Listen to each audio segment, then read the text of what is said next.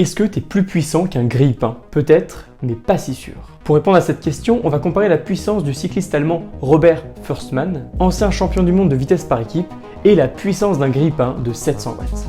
L'objectif, c'est de voir quelle puissance un être humain est capable de générer et de comparer ça à un objet du quotidien qu'on connaît tous, le grille-pain. En pédalant, on voit que Robert atteint une puissance de 700 watts, comme le grille-pain. Avec une telle puissance, sur son vélo, il irait à 50 km/h sur du plat. En fait, la puissance, qui est mesurée en watts, c'est l'énergie fournie par unité de temps. Être puissant, c'est être capable de délivrer beaucoup d'énergie en très peu de temps. Donc la vraie question est-ce que Robert est capable de délivrer cette puissance suffisamment longtemps pour faire griller la tranche de pain?